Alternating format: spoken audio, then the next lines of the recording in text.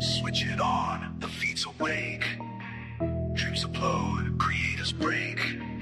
From bedroom labs to global stage. AI live, we set the place. Broadcast via creative eyes. Lake to waves, YouTube skies.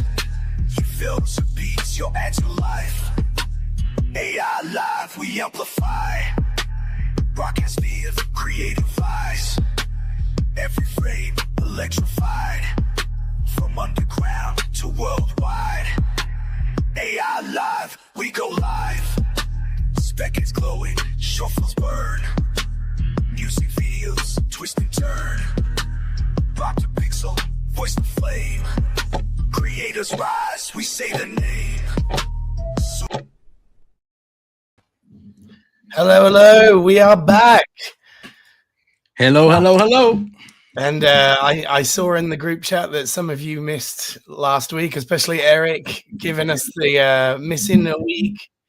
It's been so many weeks continuously in a row. And so, 1 week away and we're already getting people missing it, which is exactly how we want it to be. Exactly. That's the ultimate compliment for us. Exactly. We've got a new feature. Look, we've got comments on the bottom right-hand corner. You might see. Finally, StreamYard has let us host all of our comments in a nice little continuous feed. So you don't all need to keep popping back to the LinkedIn event page or going to YouTube Live and seeing comments. Hopefully now all of the comments should be viewable to everybody. Yeah. Hi, Daniela. Hey, we got Anita Walker. We got Daniela. Glenn. Eric was crying. He had to get consoled by Glenn. That's brilliant. But Eric did send us a really good video this week that we'll be playing. Yeah. Oh, yeah. True. Simon Mayer. I've asked him on the podcast too. And he is Berlin based. So time zone wise, that should match up. But I'm sure he's very busy. Yeah. Same time zone as me. All right. Hey, we got. Hi from New York. New mayor. Has everything changed yet? I know. Hey, Jim's in the house. Let's go. Hey, Teresa's in the house as well. Teresa's in the house. Hey, November indeed, Mary. I'm glad you realized. Oh, by the way, Chris is not feeling very well. Yeah. So he's suffering from. Is it the C word? Well, I'm just going to call it festival flu to call it the nice way. And I guess if you're meeting up with 10,000 plus people and Adobe MAX, it's inevitable. Really, half of our group got it, and wow. Yeah, it's just unfortunate. Yeah, and it won't shift, it seems like. Yeah, it's lingering. Not a fun one. So if I go on mute and I'm coughing and it looks like I'm saying something, that's just because I'm sick, guys. I'm sorry. But I'm still here. I'm still trying, still battling through. So I guess there'll be lots of videos, less talking. Yeah, exactly. Yeah, lots and lots of videos. Actually, that's a good little segue because I'm going to reveal what my favorite video of the week is going to be already, because I got to meet the one and only Meta Puppet for the second time in real life. And his showcase, mate, was so good that they put it on the main stage. He's he's the only AI creator of all of the ones. Even Dave's didn't make it, and Dave's got an extra budget because he had real actresses and like it was given it a bit of extra. But Meta Puppet's story was so good that in front of the entire Adobe MAX like main audience, he got a personal showcase. Wow. And so did he use Adobe's tools for it? Yes. All of them did to some degree, like boards or whatever. But then they're generating. But the thing is about Adobe that there's VO3 and stuff inside there now. So like you could have used, any tool within Adobe to make it. But like they showcased in a bit of the behind the scenes some of the boards that they were using, which is like the workflow storyboard and stuff like this. But his, mate, was so good. I had a dream about it. I told him the next day, I was like, I'm not going to give it away and I'll tell you the story. Remind me later about the dream about it. But I was like, whoa, it made such an impression that I literally dreamt in the same like story arc of like his thing. It was incredible. And I told him, one hell of a build up. We got to see this. Yeah. Video. I was like, your stock just rose like 1,500%. being on that stage. Like, and he really deserves it too. George, you know his real name. He's such an unassuming, nice person in reality. He's been on the show as well before, isn't it? Yeah, he has. Yeah. Is that the BBC guy? No, that was Uncanny Harry. So Meta Puppet is somebody that's been on previous to that, but I think I remember, because there's been a few that's been here. Yeah. I think I remember the one. Yeah, I'll try and dig up the come back on, see if we can get him back on another day. Man, he really fucking deserves it. Like, you know, and I told him, you're one of the most interesting storytellers in AI. Like everything that you do. Remember, he made that plastic baby that rose to be an adult.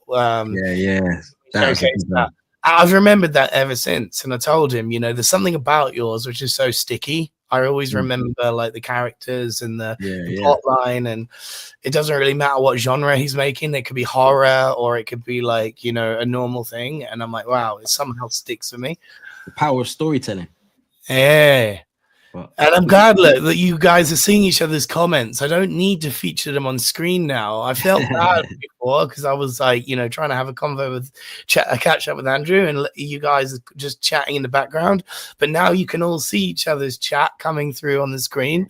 Very cool. Yeah, as always, everyone from across the world. We've got San Francisco in the house. We've got Costa Rica in the house. We got Colchester, the Essex Massive in the house. Hey, let's go. We've got Bangladesh. We've got from the UK. Who's from the UK? I think Christine. Hi, Christine. Also saying it takes about 3 weeks to go away. The COVID. Oh God, I really hope it doesn't last that long. We've got India. We've got Turkey. We're international today. Let's go. And the news is from Adobe MAX, just to like cut it all as a like highlight for the event, is they're coming for everything, mate. Wow. Every single pie. They've got a ComfyUI competitor coming. They're in Agentic now, so like ChatGPT. They're coming for every single version of things they've seen being successful. So not that surprising, really, because Adobe's got teams of people they can spin up on their individual projects. And there's this section called Sneaks, which is kind of like teasing what's going to be in the next year. And that was very much like... Is that the one that you sent me, which had like full of stuff? Yeah, exactly. Yeah. And that had like Gaussian splat and a bunch of other things that we've been seeing, you know, other companies dabble with. So think of Adobe literally coming for every single part of AI, including the sound effects, the voice, the video, the storyboarding, and every single part. You know, you said like when, I think it was about a year and a half ago, like when are the big players going to go all in to try and, you know, catch up with this? And it seems like with Figma buying Weavy, this is another big news cycle as well. Right. Happened on the day right after Max. This is the big players going, right, we're in. Yeah, that is. I think that, I mean, we were saying this before, that Adobe, if you notice, they're not quiet as like Amazon, which has been pretty quiet. They're not being quiet. They're just doing bits and pieces, teaming up, but they were going to hit hard. And it looks like it's like a long distance race. And you know, when everyone's just waiting for someone to sprint, it's like Adobe said, right, let's just go. And now they're going. It looks like they said, now's the time. It seems now's the time. Is going to be such a big year in AI. Yeah. And I think it's going to be the last year where we can do stuff so freely without it costing a lot of money and without ads being involved and without regulations. I think next year. So the fact that everyone in the chat room's here listening, not just to us, but to everyone else in the chat who knows their AI stuff, and even guests that we bring, you know, really take advantage of these next 12, 13 months, because I really genuinely think that gap, the golden era, is going to go like that soon. Stu's given us the insight on Freepik spaces. Actually, everybody well, not everybody, but a lot of the European lot that went to the LA Max went straight to Malaga and are right now at Upscale Freepik conference. So I haven't seen that yet. I'm actually on it right now. That's very interesting that they've launched that. Know how to create images in spaces. Let's create your first video in spaces. I haven't used it. I was using more the assistant, which is like their kind of like agent stroke workflow. But I didn't pay attention to spaces, but thank you very much, Stu, because I will start playing around with it after the show. It seems everyone's going to have a go at Weavy, by the way, Stu.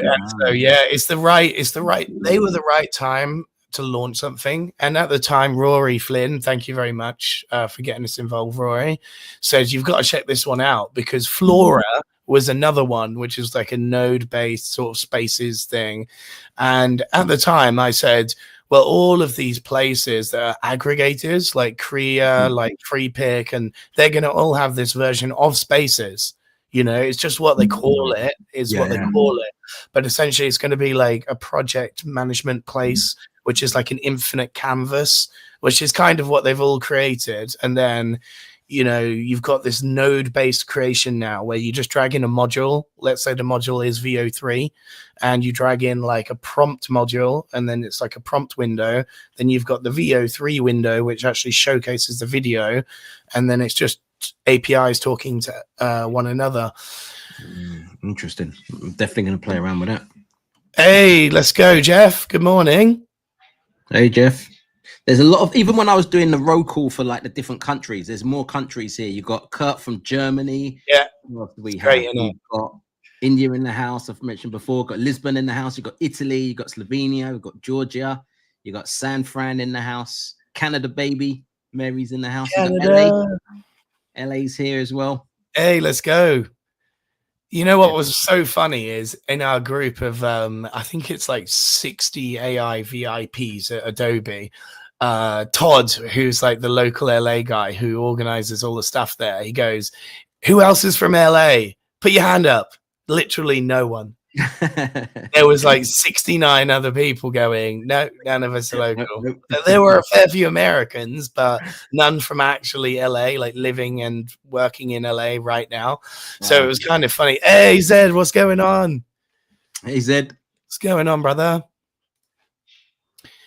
All right. As you said earlier, though, I have lost my voice. Let's get into some videos. Actually, as we've got Glenn on the line, we featured this on Creative Eye's main page, but I think you're deserving of more podcast showcase as well, Glenn. So he created this crazy series, Andrew, which was called Metamorphosis or something like this. Check this out.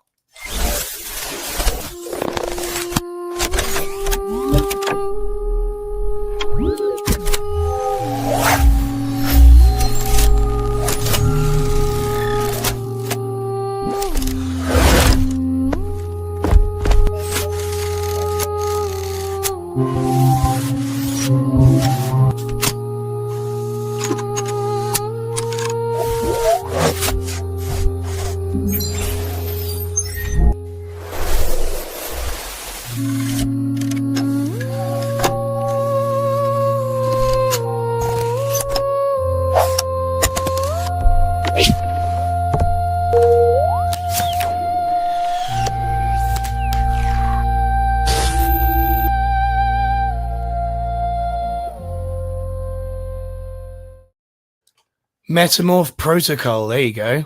That's really good. You're so welcome, Glenn. I love your imagination, as I've always said to you, like whenever we're doing concept ads, but that's so different. And I love that you're doing experimental sort of art stuff and challenges and other things like that as well. How was that done? What did you use? Yeah, let us know in the comments, Glenn, what your setup was there. I think we wrote about it in the post, but I haven't got the post to hand. And look at this, instant feedback. Whoa, clarity, details, stunning, nice. Gobsmacked. Hey, Claire, how's it going? Hey, Claire. Yay. Fulham's in the house. This is Italian brain rot on cocaine. Speaking of brain rot, by the way, oh my God, some of the Grok and Sora 2 videos that Linus was making when we were in Adobe was hilarious. He was basically just taking like photos all of the time and then uploading them to Grok and then having like everyone be set on fire on stage or whatever, and then passing around like the video of, you know, and then making people laugh. It's kind of hilarious how like you can do that in real life now. You know, we're at a point now where on your phone, you can quickly prompt something, pass it over to your mate, make them laugh instantaneously. And it's kind of fun.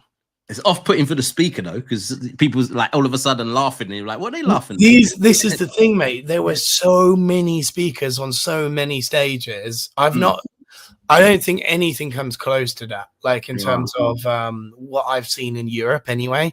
There were like hundreds of stages over a arena that was so big it was like festival size. Yeah, and it was just. You know, there were mini stages here and there and like pop-ups. There was even this giant room with like 20 different like stages in it.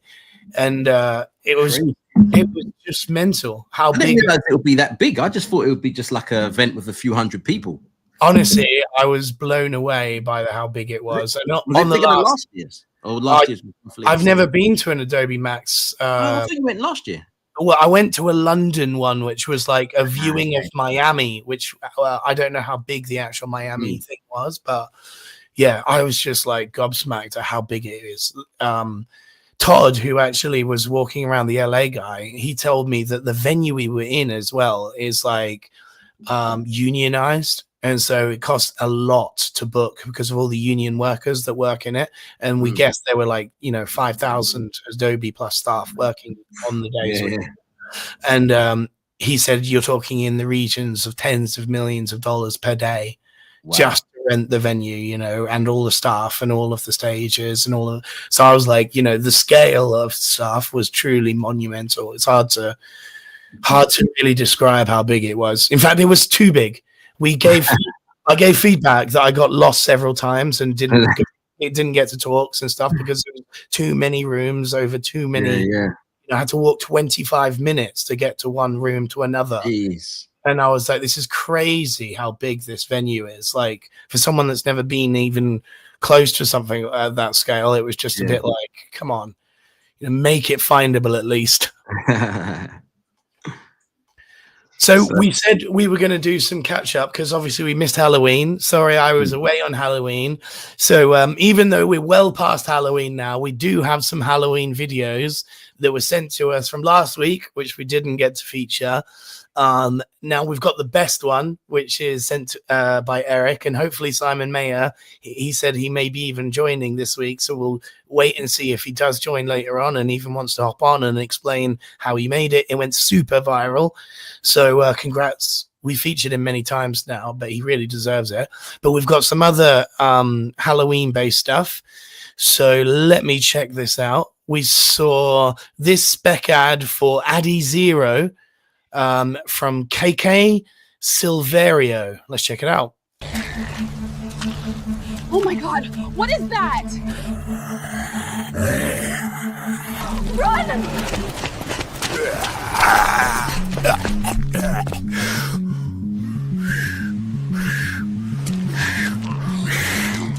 Here's the new Ada Zeros, sir. They're super light, built to make you quicker than ever.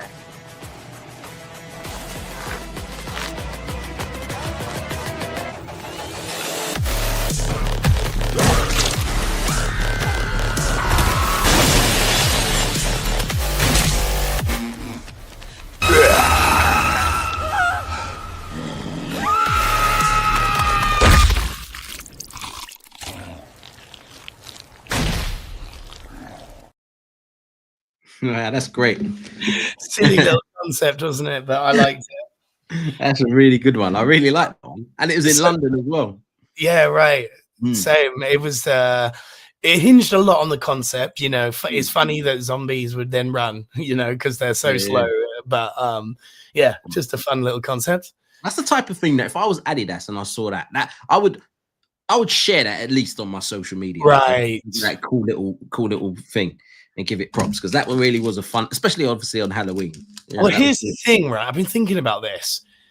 More and more brands are just getting more and more spec ads made, like UGC, and you've got two options. It's either ignore it all and pretend it's not happening, or try and like take it down, I guess, if you're really offended by it, or embrace it, and reap the benefits. But the problem is with brands is you know, what negative associations is too far, you know?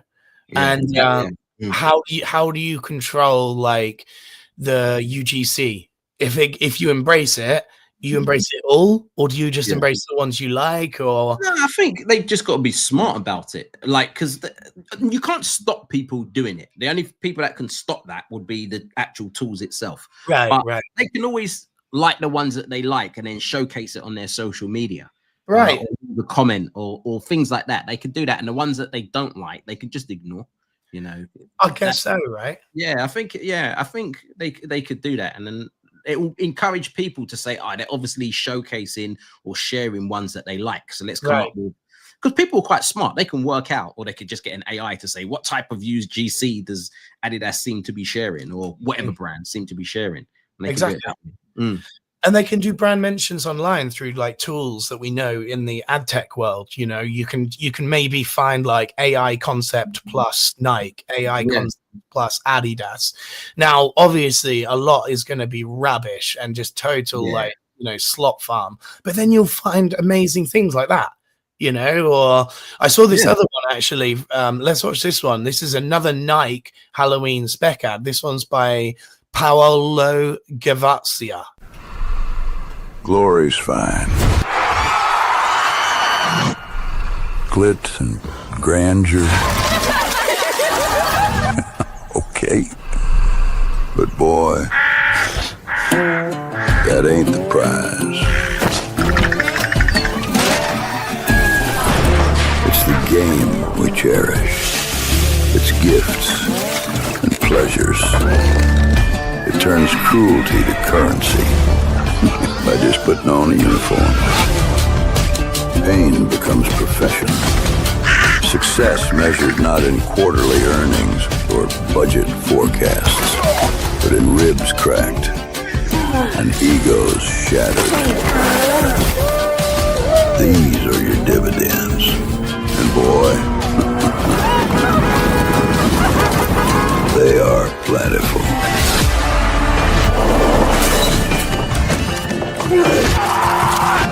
So go get your glory then, but cherish the prize. Cause that cowed opponent gibbering in the dirt, they ain't just points on a scoreboard. They're food on the table.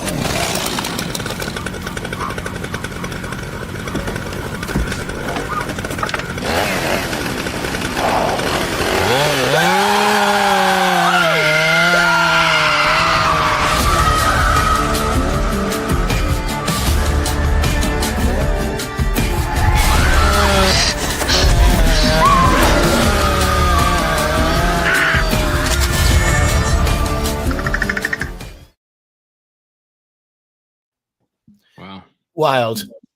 That was pretty good as well. That was very good. Like someone said, like Stu said, this ad is incredible. Drago said, how does he keep the treatment consistent? That's what I was thinking. It's like, this is amazing what he's done here. Gaspar, what do you think about the cloud-based editing platform designed for AI video? What do you think about a cloud-based editing platform?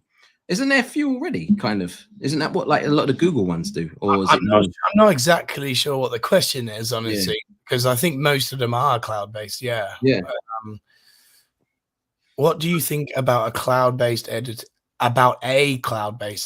platform designed for AI video? Yeah, I mean, it would be a great idea. Yeah. You know, the weird thing is everyone's doing a web version now. So in terms of really cloud-based, this, you know, software traditionally has been like Photoshop, you know, like you download Photoshop, you own it, you have a creative cloud and stuff.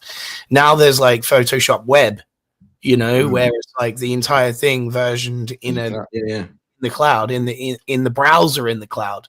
You know, speaking of browsers, someone was mentioning earlier about them just being on Atlas all week, you know, like, and all these new browsers, which is going to be a big play in this AI.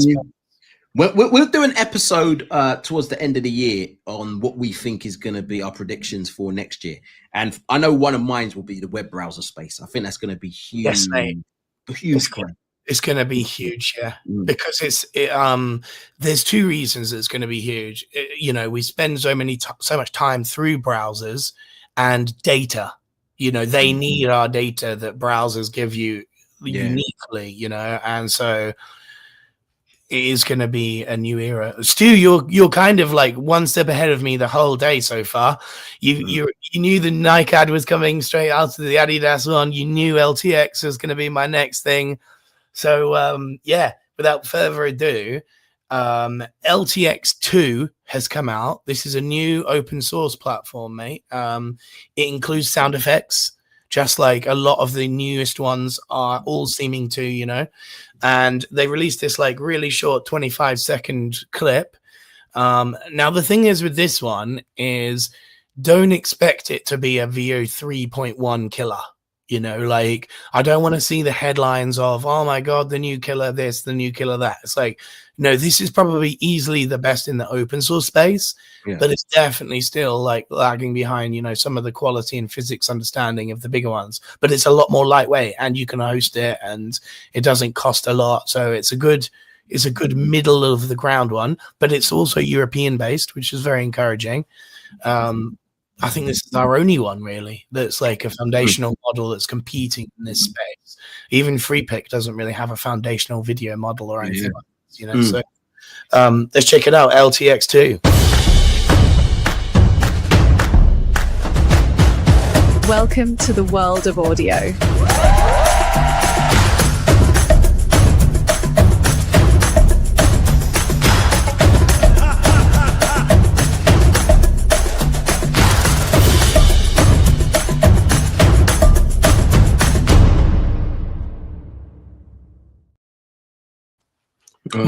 Native 4K resolution as well, which is big, you know.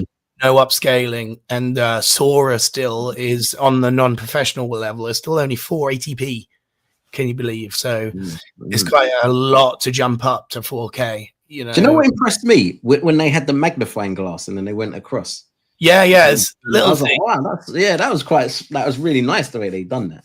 It's little things like that would be a great brief to Paul. You know, like how can we convey the 4K resolution? Well, let's actually zoom in on the pixels by doing that on the screen using a magnifying glass. Great idea. Claire said a huge concern for a lot of corporations had safety of data in large language models. That's what Claire said. I would say this is probably the second biggest challenge that I hear from people when I'm training. Safety for data. The first is to do with the environment. I say I probably get that almost on a daily basis. Secondly, it's to do with data and privacy and stuff like that. Christine, who's it? Christine? Yeah, Christine said a huge concern for a lot of corps. Had a chat with a former client this week about this. Yep. Again, this is a big one. This is why I can see a lot more corporations are going to kind of start building their own private large language model. Just for that safety of that. So that's the one. They'll probably still use a lot of big ones, but I can see them building their own smaller one for like proper private stuff, and then some of the bigger ones for more general stuff. Yep, exactly. There are like enterprises that say they have enterprise solutions, and you know, but they are very costly to make it private. There was that whole ChatGPT for business thing, wasn't there? Which was and there's other initiatives that have tried to solve this, but clearly nobody trusts it, you know, and that's, if you can't trust it, you can't trust it. Like, remember when ChatGPT started leaking some of the conversations into the SEO? You could literally like Google people's private chats and they were being like ranked. And then you're like, well, and then Sam came out on our podcast and said, you know, we can send and will send your information over to the police if we, you know, do it necessary. And so it's like, you know, everyone's now, well, what can I write? Is it just another Google? Is it like, what is it? You know? Exactly.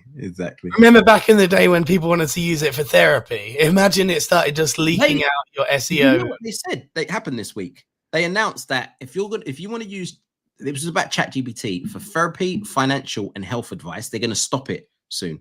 I don't disagree with that, because if they can't stop the data leaks, then that's actually like sensitive information they're publicizing, which can lead to major lawsuits. But I think it's not so much for sensitive. I think it's more because it's giving out wrong advice. Well, that too, hallucination. They don't want those lawsuits to say, "I done this, and here's the evidence." With ChatGPT said that. So it's kind of terrifying if you think about it. You know, like imagine, and there's this idea of being brainwashed by it now as well, you know, because it's so complementary to young minds that they get this like syndrome. It's called AI syndrome, where they just believe it regardless now, almost as though it's like God, you know, or something crazy. Yeah.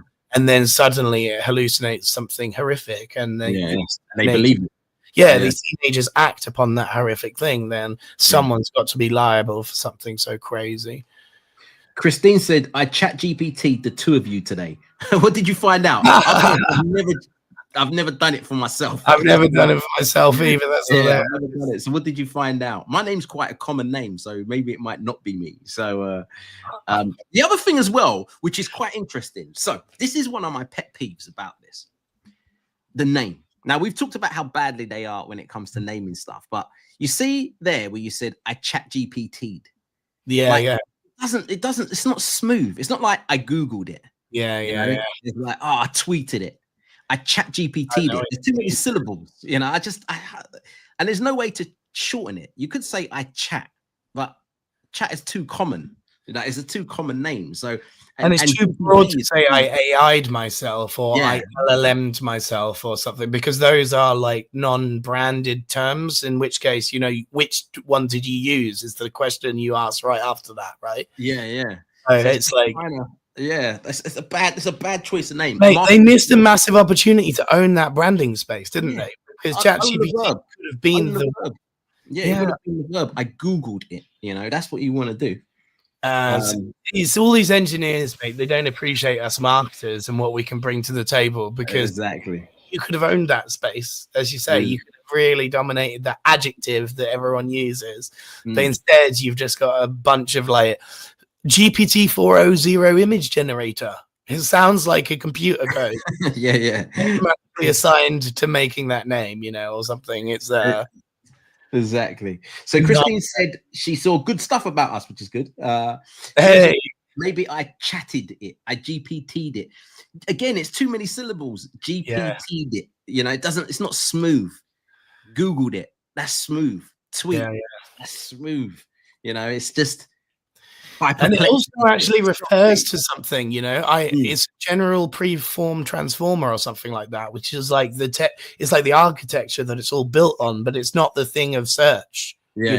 Is or the act of talking to, which is the actual thing, because it's not truly search, is it? Listen, look what Stu said. I Gemini'd my wife last night. That doesn't sound anything like AI or any computer stuff. Sounds like you blinged her up, Stu. Amazing, Stu. Got some gems for your wife last night. Got her some diamonds. That's brilliant. Good. Let's play some more videos. Yeah, let's break it up with a nice music video that I was sent. Actually, my mum is a big fan of Peter Gabriel. Can you remember Peter Gabriel? Oh, yeah, of course. It's been ages since I've heard some Peter Gabriel, and so this person made a very poignant video based on one of the songs "Games Without Frontiers," and the creator was Dave Johnson.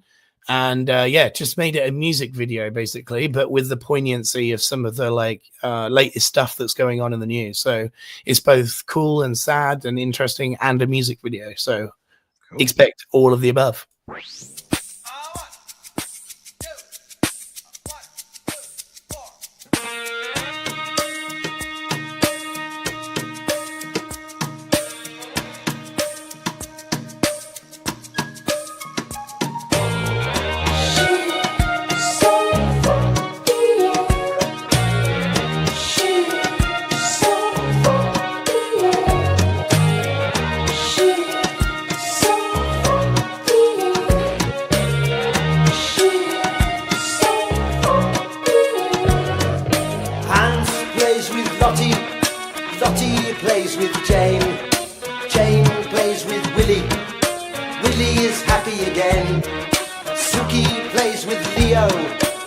Thatcher plays with Brit. Adolf builds a bonfire. Enrico plays with it.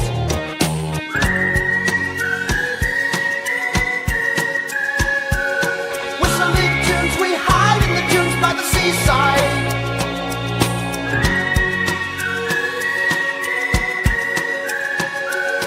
Whistling tunes, we're kissing baboons in the jungle.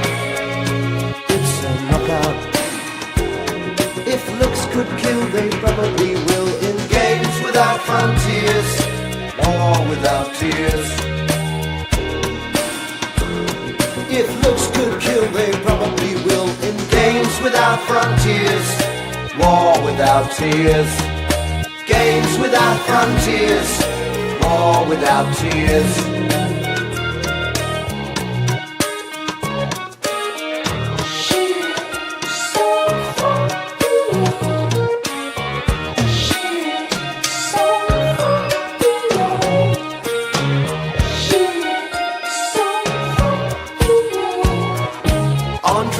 A red flag, Cheyenne is blue.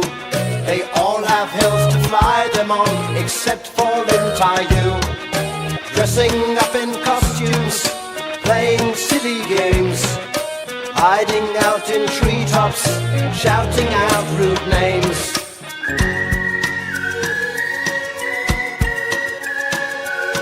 Whistling tunes, we hide in the dunes by the seaside.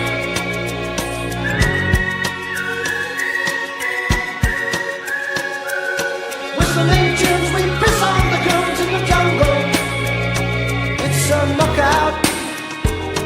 If looks could kill, they probably will. In games without frontiers, war without tears. If looks could kill, they probably will. In games without frontiers, war without tears. Games without frontiers, war without tears.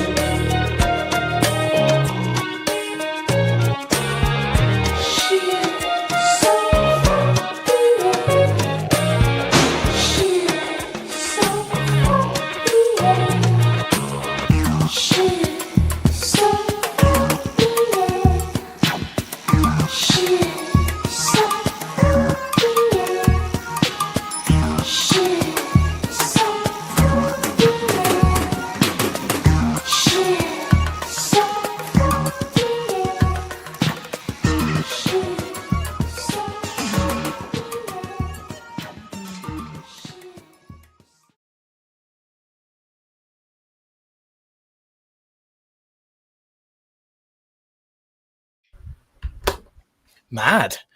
Went all over the place, that music video, didn't it? It wasn't the most like cutting edge of the generations, but I liked some of the visual metaphors and I think Lady M, I'm not sure what I just watched, but I liked it. That's what I was thinking. Yeah, and that's exactly what I was thinking too, to be honest. And the reason why I was not sure is what Eric said. It's like full of contradictions. It was just kind of all over the place. There was no structure, but it kind of worked. Yeah, and there was no real storyline, was there? There was, and the Terminator character at the meeting, it was kind of like, why is he now in an alien world? And yeah, it was just fun, artsy, like film fun. Yeah.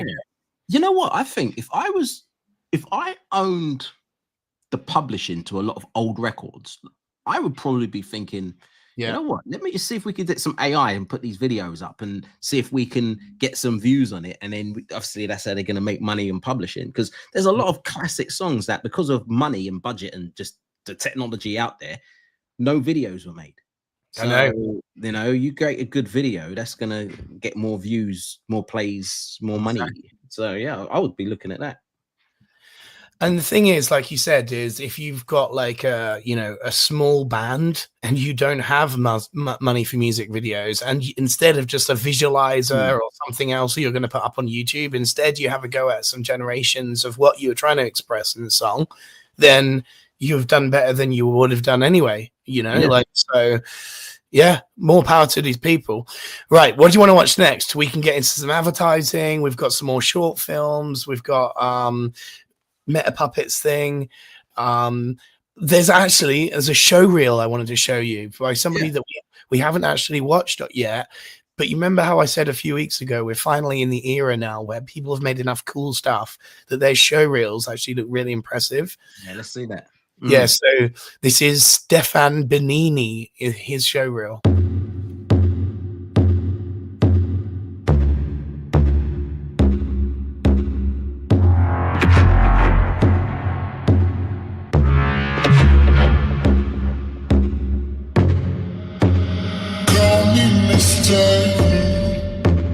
I justify, don't be filtered. I justify.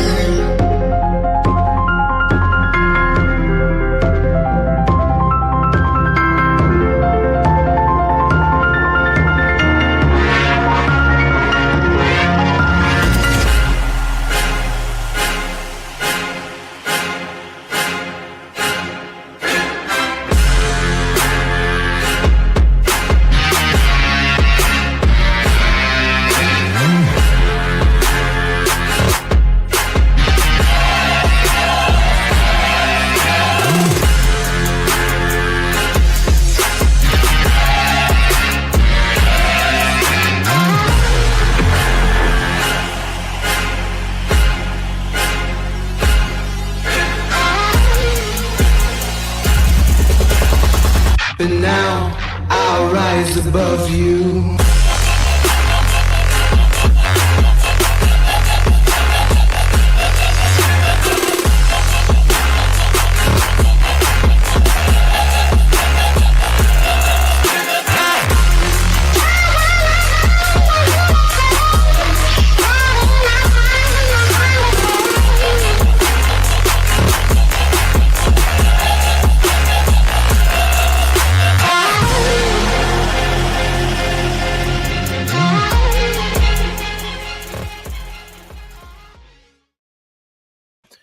That is how you do a show reel.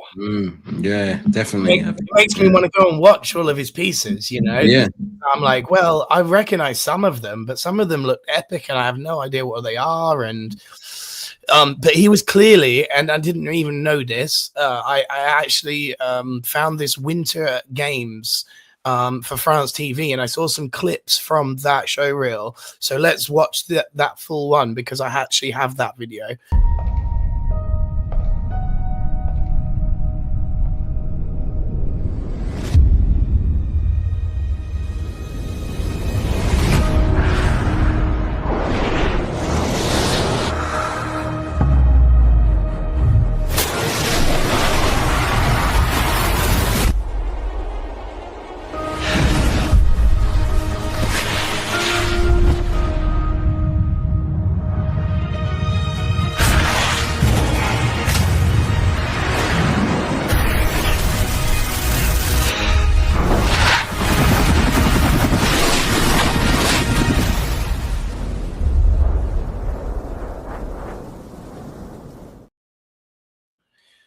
So he's clearly involved in the making of that one, although the credits weren't at the end there to showcase that. But Great. I like the bit when he was going into the Roman Colosseum, like when he was going down into. I really like that. There was so many scenes from that I really liked, you know, like even the like statues made out of like snow and stuff. So that was like you know, grinding the half pipe of like Roman like marble and stuff, but it looked like snow. There must have been a lot of comping in that. I was thinking for anyone watching that, you know, does like high level advertising, that stuff looked like the snowboarder was like one frame and then the background was stitched together. Like that was pretty cool, huh? Yeah. Getting some big reactions to that one. Lots of stunning. Exactly, Glenn. I think that one was probably so. Someone that we need to obviously watch more of, Stephanie Benini, or whatever the name was. I'm going to have to go back and look, because definitely. Now that I know that project was curated separately. We'll definitely be showcasing more of his stuff or her stuff. Is it Stephanie? Did you say Stephanie? I don't know. It's one of those Italian sort of names where you're not sure if it's female or male, or could be pronounced either way, I guess. So I'm not going to assume, because I haven't seen a picture of the person. Let's check out some more stuff that I got this week. I was sent this one last minute by Sander, who said, I asked him if he'd seen anything since we were away together, because I actually met him in Adobe MAX as well. And he said, Cavan the Kid has done something new. And I was like, oh, great, because I know and already follow Cavan. So I went straight to Cavan's YouTube channel. And this new one is a very short clip. He's very famous for doing the longest actually AI scene. I think he did the 22-minute film. Yeah. So this one's only a minute and a half, and it's called The Chronicles of Bone, Prologue Part Number 1. Let's check it out.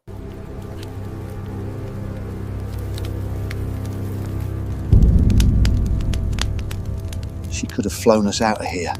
Yeah, I'm sure. You know, she's cursed. She burned her last master alive.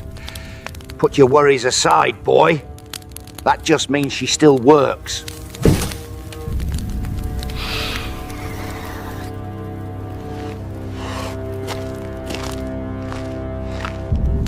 I don't like this. Sitting out here in this wretched place. We need to get back to the others.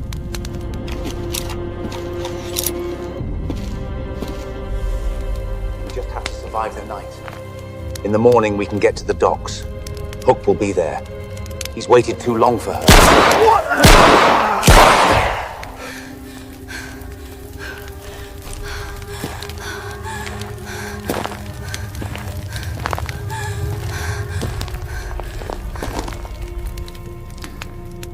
Hey, Tink.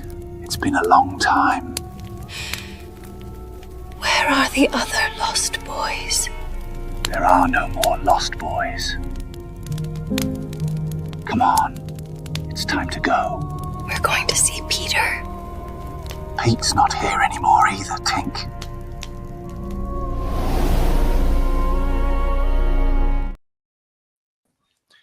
Always great with his sound design. Yeah, I thought that mask was amazing. It was almost like it was a clip from a long part of a film. It's right. Like they put this bit, like, I really like that. Really good. Really cool, huh? Yeah. Now we're jumping in the deep end because the Door Brothers have got some new stuff as well. And I think that they were actually commissioned this one as client work, which is pretty cool because usually they can only be so edgy when they're making stuff for themselves on their own YouTube channel. But it looks like this is like an opening credit sequence to someone's podcast or something like that they were asked to make. So check this out. Now, for our American viewers, just going to give you a little bit of a pre-warning. If you're unaware of who the Door Brothers are, they are very controversial in some of their stuff, but it's always, on point when it comes to like society and what's happening and making light of interesting things. So you're going to probably see a lot of your politics being brought up in the next video, just to warn you. Yeah. That's to warn you.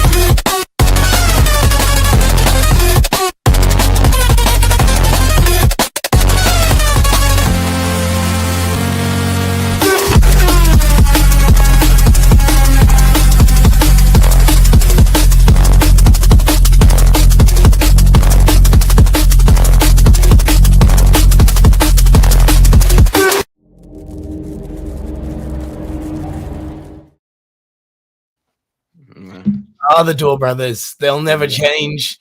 I like when there was obviously a drum and bass, and there's a bit where it went, and then there's loads of little pictures in there. I like when they done that. And you see, The like, edit, crazy, wasn't it? Well edited, well edited. They always go, and I always recognize this. It's like song first, and then what are the generations that can make the timing of the edits of the beat? You know, it's always like, because the drums were going so fast at one point, and the visuals were literally matching the same pacing of the drums. And I mean, like I said, there's no words to really describe that. Like Eric says, it is what it is. It's the Door Brothers. It's crazy stuff, and we'll give it a platform because, you know, I don't think that YouTube and stuff likes it very much, honestly. I think they try to downgrade that in the algorithms, as you could probably imagine why. But like, yeah, like I said, it's lucky that they got to do that as client work, because that looked like the most Door Brothers video of all time. It looked like one of their own videos, but clearly someone commissioned that. I think that's the reason why. I think they kind of know what to expect, and that's the reason why they're gonna get a lot of work, but also a lot of hate, because they're like, you kind of love them or hate them. Exactly. So, yeah. Documentary. Exactly. Some people say it's a documentary from Jackie said that. Yeah. All right. Well, before we get rid of the like Halloween tiredness, because we are a week away from Halloween, Simon Mayer, who was the one, you know, hopefully he does actually watch this show or comes on a future episode. It was his work that was sent to us by Eric that I was really excited to showcase for this week. And we're now on almost an hour in. Feels like a good time to showcase it. Yeah, this, congratulations. You know, this got millions of views on LinkedIn, which is really, really good. And no doubt outside of LinkedIn as well. But it really deserved it. It was definitely the Halloween piece of the year as far as I've watched it. And I tried not to watch the whole thing, even though it's quite short, because I wanted to have a real reaction as well in the live show. And have you seen this yet, Andrew? Yep, seen it. Oh, you've seen it. Damn. Yeah. Damn. So we're not going to have a proper reaction between the two of us. But for anyone that hasn't watched it for the first time, check this out. People don't mean to be cruel. It's just when you look like me, people don't really see you. They see monster. I tried yoga once. Thought maybe it'd help me relax, center myself or whatever, but yeah, don't want to talk about it.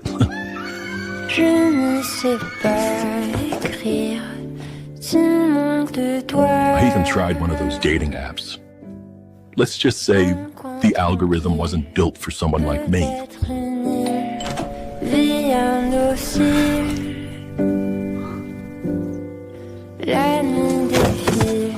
So most days I just stay home and listen to the world outside, and I think, man, that must be nice to just belong somewhere. But Halloween, that night's different. That's the one night I can walk around and no one screams. And I feel human. Yeah, I scare people. I get it. But you know what scares me? Being alone. That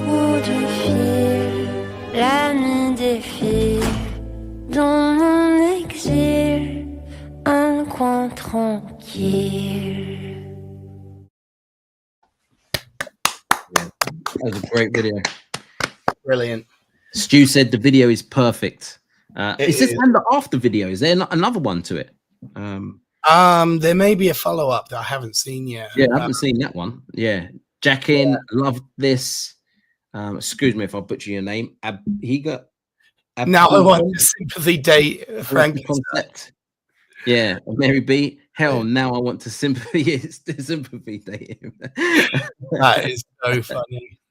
Kurt, brilliant. Lady, isn't it so clever how he flipped the theme on its head and made it about loneliness and about human emotion, and the only day of the year he felt like he doesn't get yelled at, and brilliant. So clever. That twist, you know, it's like it's advertising genius. That's really what sticks in your mind. But the thing is, if you notice what we were saying, that was brilliant, great storytelling, advertising genius. Not, wow, the AI have done that. And exactly. It was such a good story. It was so well done. You're not thinking AI this or AI that. You're just thinking, wow, that was like a really good story. And that's the true testimony of it, isn't it?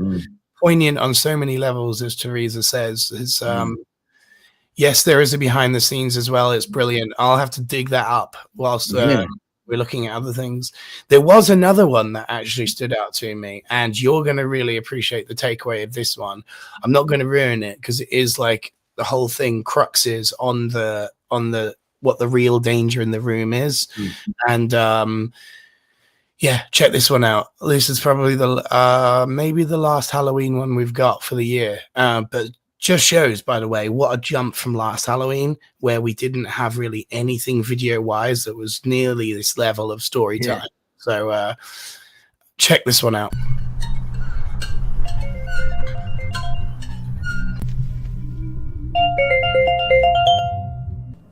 Hola, ¿sí?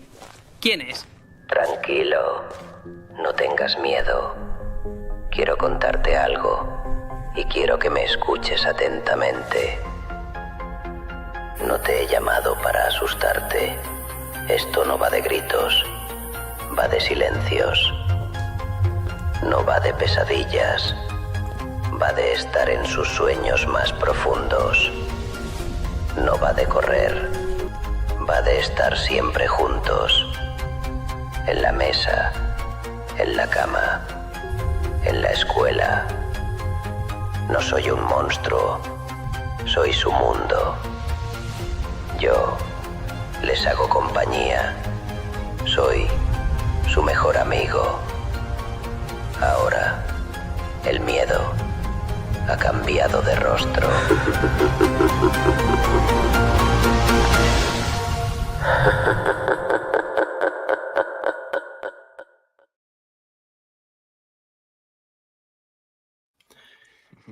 Did you get the takeaway there? I forgot that it wasn't in English, but basically the phone is the new monster to children. Oh, I didn't notice that. That was really good. Cause I was thinking, who's speaking? Like, I couldn't work it out. Yeah, I forgot that they didn't have all English subtitles, or even being in English. But in the post when I translated it, it was the new evil is phones. You know, like so. Yeah. All those scary characters are all addicted to their phone, and like, you know, the whole message is that, you know, there's a lot scarier things for kids to worry about than the Halloween monsters. That's a good one. I like that one. That's especially yeah. Do you know what also got me thinking? So it would probably be the same in America, and in fact every country that pretty much is here, and that is when it comes to Christmas time, there's always Christmas ads on TV. Like, it's a big thing, especially in the UK. It's like John Lewis is known for like the big Christmas ad, and every company trying to bring in. I think because we've got a lot of Halloween ones, I think we're going to see quite a few Christmas ones. Yep. I know in America you got Thanksgiving, but I can't think of Thanksgiving related ads. Like, there are a few things. I can't see it being that big, but I think Christmas, we're going to see a lot of Christmas ads and people coming up with different concepts around Christmas. Some really good, some not, some controversial. I think that's going to be that. I think that you're going to see a lot. We'll probably end up having so many. Might be a show just dedicated to Christmas ads. Probably, yeah. And then we can compare it to some of the real ads, like the John Lewis ads and the Marks and Spencer, like to see actually what's better. You know, has AI overtaken it this year, or if not, it might be close, and then next year might be the one. So yeah, it's going to be interesting to see. You're right. And Coca-Cola's just done their second AI Christmas ad as well, if anyone's seen it. That wasn't us this year, but, you know, they're pushing hard.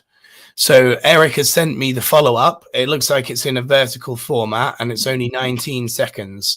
Okay. But let's check it out. Hey, guys. Just wanted to say how crazy the response to the video has been. I'm honestly blown away by all the love and support. You could also say that, what was his name again? Simon. Yeah, right. He wanted to say thanks too. Yeah, thanks. Also from Simon for all the amazing feedback. Seriously, appreciate it. Brilliant. That's such a fun little follow-up, isn't it? Yeah. And actually, this is the new norm, mate. Because Metapuppet did a follow-up and Dave did a follow-up, and they're both, you know, behind the scenes kind of funny on the like filmmaking process. But in Metapuppet's case, it was actually really interesting because they both did use actual real footage and real actresses and real like So I'm going to tell you a bit about the story about Meta Puppets just before we watch it, because this is maybe my top 3 AI film ever, right? I was listening to the story about how he had got some photos of a building that had been knocked down. So he has photos that exist that don't exist in reality anymore. You know, all of the graffiti that was on this building, he went around and took a photo shoot one day of this building because he loved it, and it got knocked down. So he decided to use all of those old shots in order to remake this piece.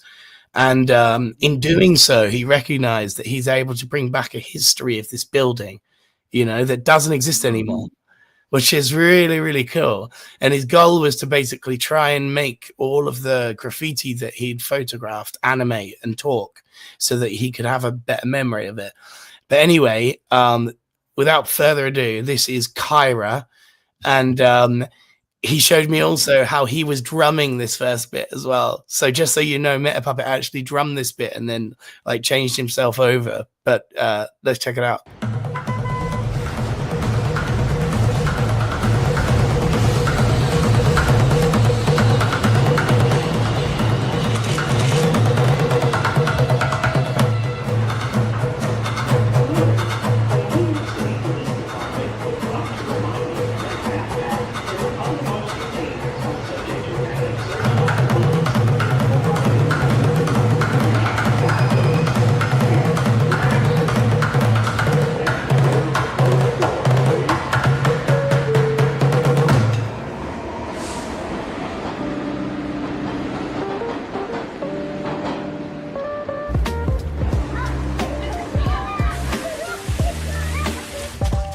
I saw her again, getting on the train. Who? Kyra. So why don't you ask her out? You afraid she'll say no?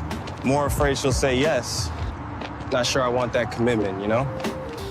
Come on, man. You always doing that. For real. What, she could be the one, man. Nah, man, it's not even like that. You don't gotta marry her. Just talk to her.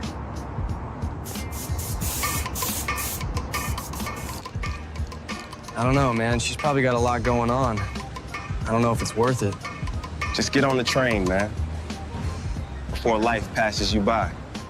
Yeah, get on the train, Will. So what's his deal?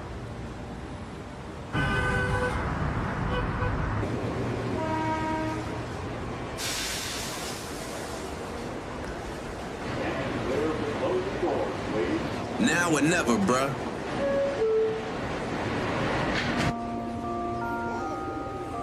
Attention passengers, this is the express train to eternity. We'll be bypassing all local stops. Express train to eternity.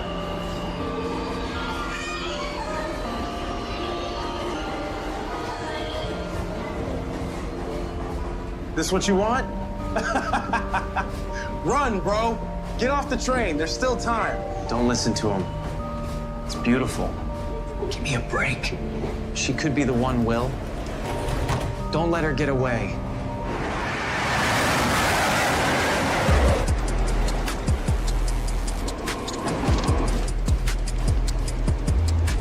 Did you text him?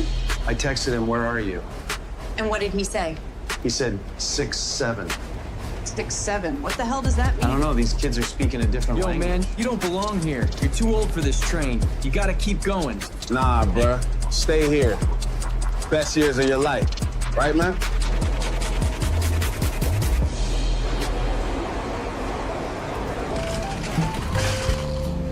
You guys got plans this weekend? I'm prepping for a colonoscopy. Who's your guy? Eckhart on 21st. Oh, he's good. Yeah. Hey, check it out. Yo, dude, did you just come from the team car? Oh, man, I'd give anything to go back there. You can't go back. Oh, here we go. You already did that part. The whole point of this ride is to go forward. Keep moving forward. Okay, Linda. Yeah, relax. Jeez. Hey, how many steps have you guys taken today? 0. Yeah, me too.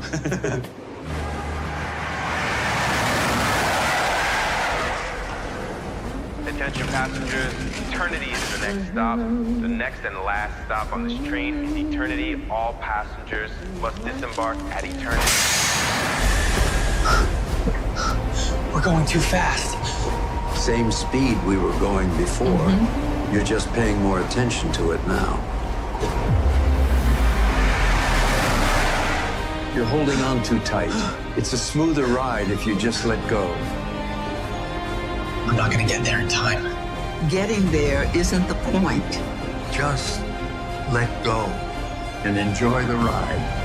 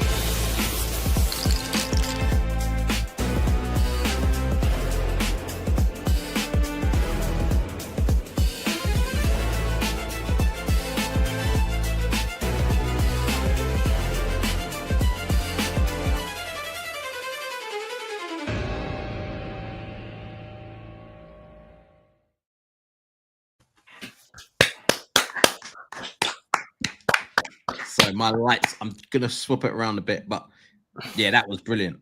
That was really amazing. yeah. That was one of my favorite ones.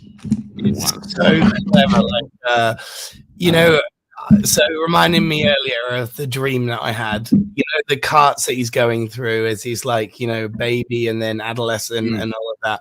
I had a dream exactly like that, where I was walking through a train and my whole life was going before me, and I was changing like what I was interested to, and then it was like in the adolescence bit, it was all MySpace, and when I was like a goth rocker, and it made me think of you, mate. I was like, that's hilarious. Wow. MySpace was my adolescence, you know, like it was yeah, MySpace was my 20s, my late 20s. I was in my late 20s when I was working there. And that obviously that was a huge part of my life. But I just like, I thought that was a great concept. Like the teams to go in it, the middle age bit was like, how many steps did you take? Things like that you're just, like you're asking, how much protein is in my plate? Things like that you're asking. But when it got to the old bit, the old age, and it was like, don't worry about it. It's going at the same speed it's always going. As it goes past it, it's always been that speed, which is obviously true. Fantastic. That's definitely one of my top 3s that I've seen. Yeah. Let's hear what everyone's got to say. So there's loads. Concept is king. Anita, I really like the graffiti. Even the graffiti that you mentioned at the beginning there is there. Yeah. Abby, nice story. Saul, very nice. Guan, amazing idea and execution. Potter vibes are active. Dragos, awesome. Definitely with the flying train. I was thinking that. Yeah, triple wow. Lady M, that was so intricate. How long did it take him to make that? That was interesting because there's a few people at the end on the end credits as well.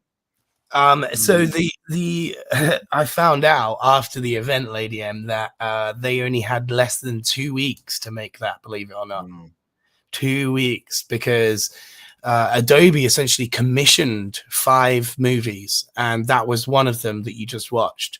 And yes, in answer to the question from Bob, it was made entirely with Adobe Firefly, but it also was, you know, using boards, which is their feature, which can call upon other tools. So I believe that like VO3 was part of that, as the video generations with the talking, especially the older people in the last car.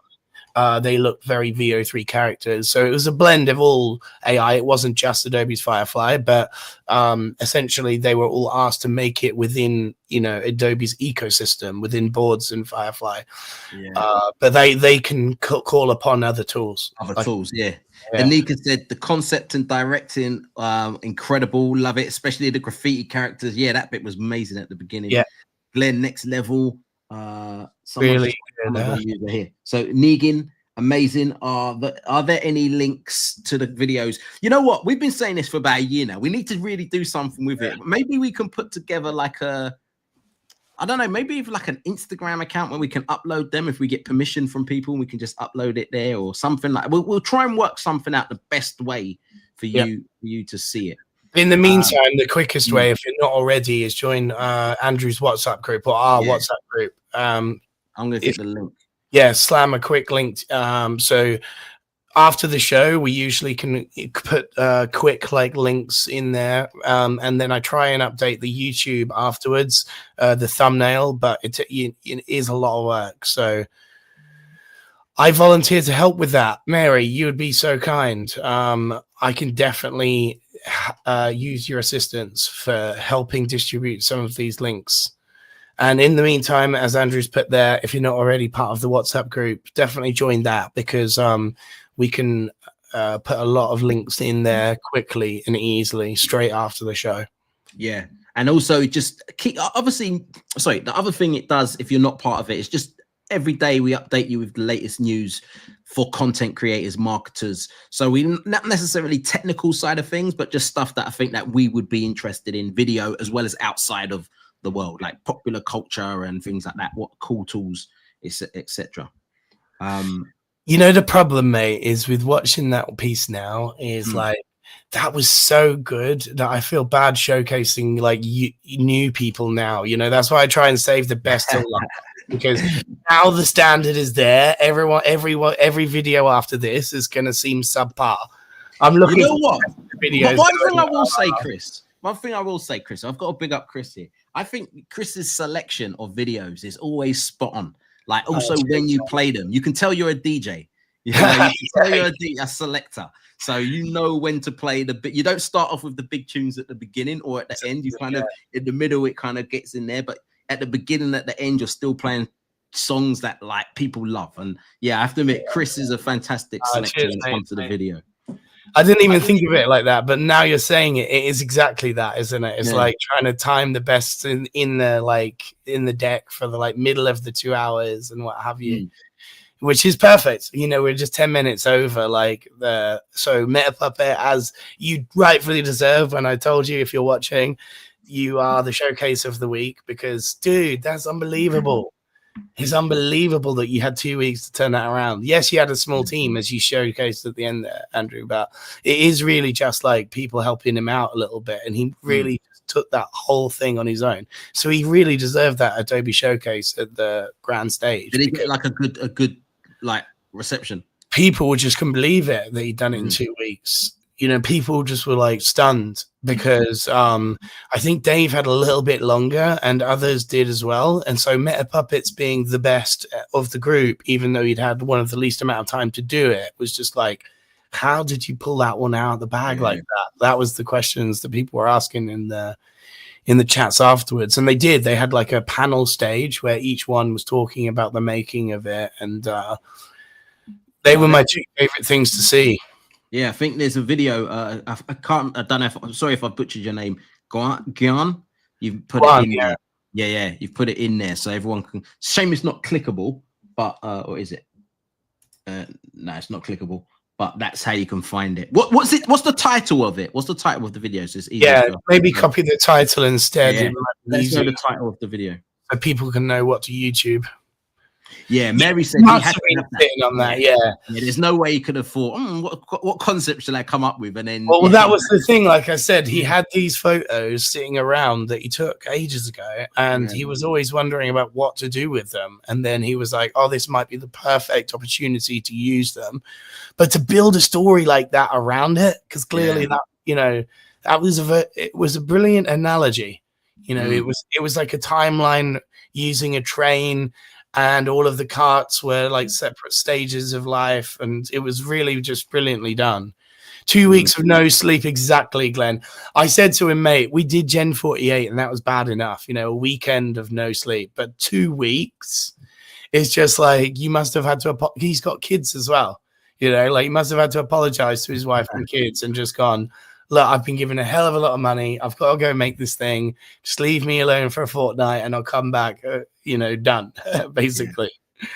It's never that way though, because straight after that he had to go and do, you know, the press tour and all this other, and then be on stage. So it's not 2 weeks; it's like 2 weeks, and then you've got to be talking about it. Yeah. That's the title of it. It's in a few people's put it in the there you go. So definitely check that one out. Yeah. And like I said, he really, really deserves it. As we know that Dave is the GOAT, you know, like Dave is the GOAT and leading Promise Studios, but Metapuppet's one of the like heads of, I think he's the director of genre at Promise now. And like, you know, he doesn't get the like same spotlight that Dave does, because Dave is kind of like the one. He's the head of it. Yeah. Exactly. But Metapuppet for me, it's always been that like holy God.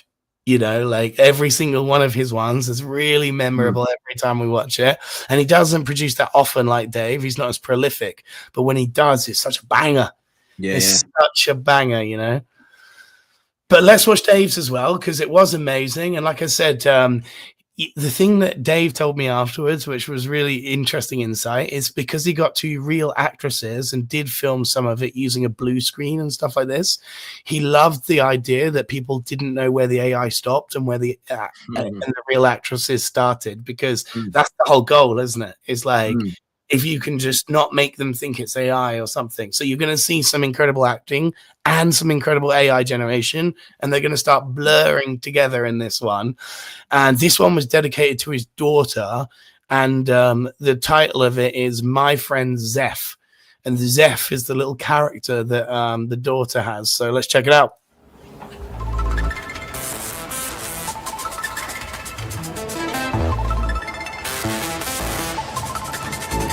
Are you serious? You know, I'm doing the best I can, Maya. But at some point, you need to take the wheel. Your destiny isn't going to write itself. Maybe I don't want the same destiny as everyone else. Your application is due tomorrow, Maya. I know. But if your father was here, right? But he's not. You made sure of that.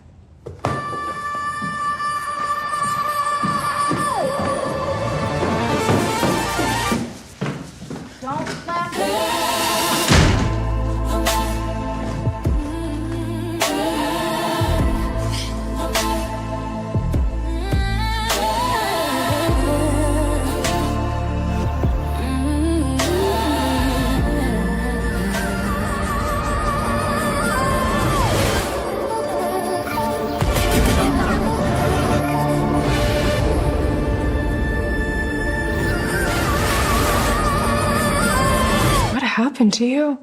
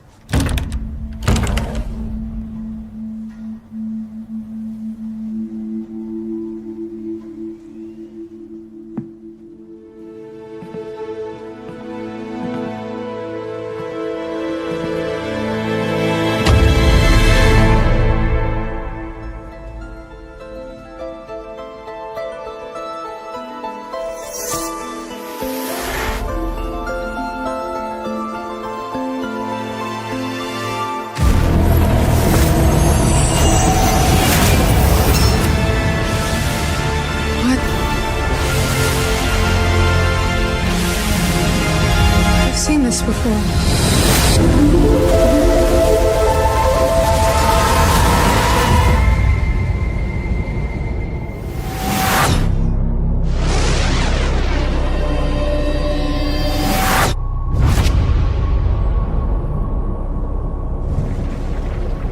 I've been here.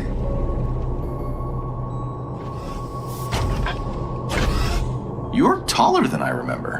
Who are? Though technically, so am I. Better proportions for the conversation we need to have. Which needs to be quick. You shouldn't be here, Maya. Not anymore. You know my name? I do. And you named me. Zeff. Zeff? The dreams I had as a kid? The imaginary friend? Not so imaginary, just dimensionally challenged. What's happening to this place? Hasn't been the same since he left.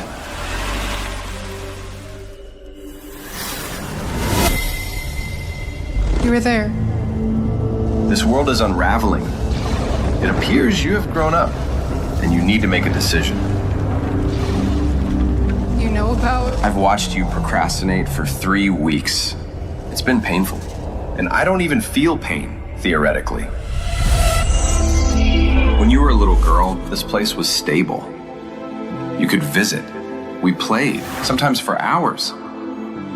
Life felt so simple then. You painted those handprints after our last adventure together. How could I forget? You grew up. That's what's supposed to happen. Forgetting is part of it. Time to go, college girl. What if I'm not ready? Remember, every time you create something, a painting, a story, even that essay, you're opening small doors between worlds. Safe ones. That's your gift. Now go. Will I see you again? Every time you put your paws in a can of paint.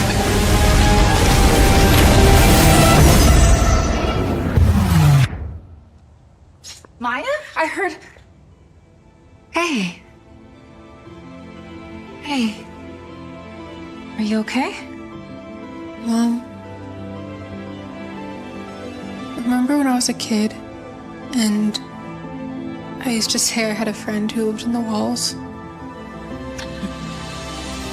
You were so insistent. You always had a big imagination. Yeah.